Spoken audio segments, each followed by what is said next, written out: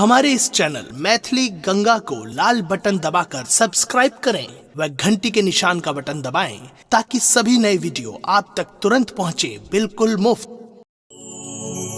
सर्व मंगल मांगल्य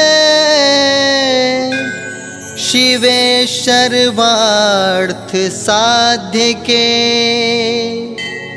शरण्ये त्र्यंबके गौरी नारायणी नमोस्तुते।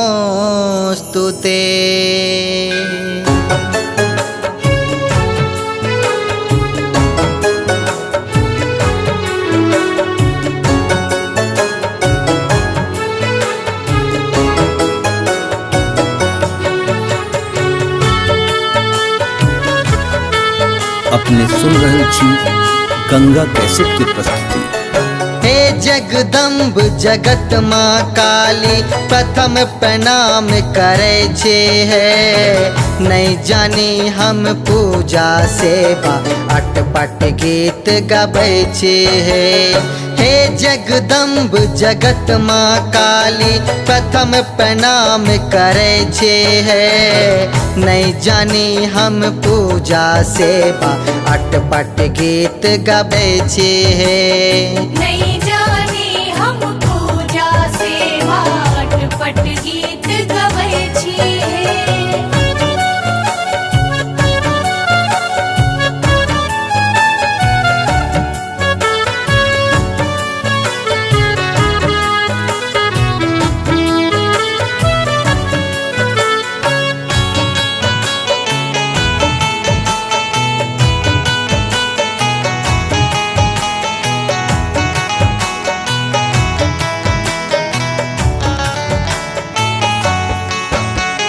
सुनिलो कतेक अधम के है मैया मन वांछित फल दै छी हे।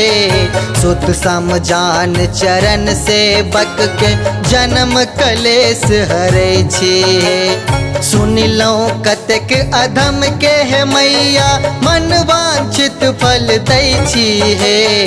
सुत समझान चरण सेवक के जन्म कलेश हरै छी हे। पति तक हाल कहब की है मैया आशा लाग जीवै छी है। जय जगदम्ब जगत माँ काली प्रथम प्रणाम करे छे है। नहीं जानी हम पूजा सेवा अटपट गीत गबै छी हे।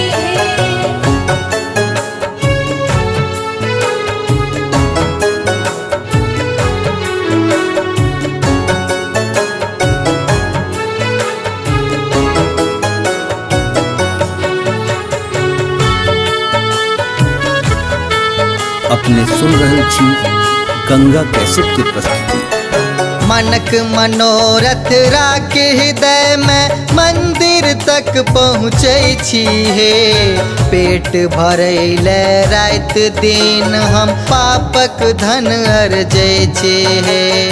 मनक मनोरथ राखे हृदय में मंदिर तक पहुँचे छी हे। पेट भरैले रात दिन हम पापक धन अर्जै छी हे। सोना चांदी महल अटारी सबटा व्यर्थ बुझै छी हे। जय जगदम्ब जगत माँ काली प्रथम प्रणाम करे छी हे।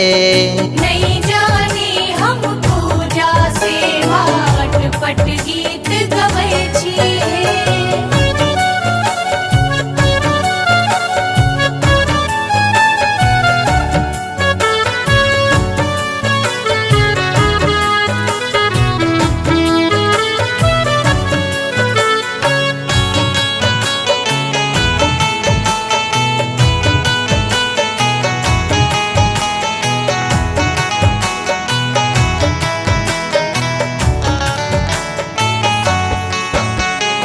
सुनु पुकार अमित के माँ हम गलत न कोनो काम करे।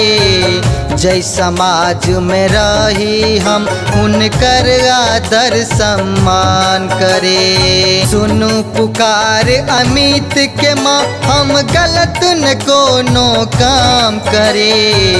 जय समाज में रही हम उनकर आदर सम्मान करे। कोना कोना का गेलौं मैया से नहीं हम जनै छी हे। जय जगदम्ब जगत माँ काली प्रथम प्रणाम करे छी हे।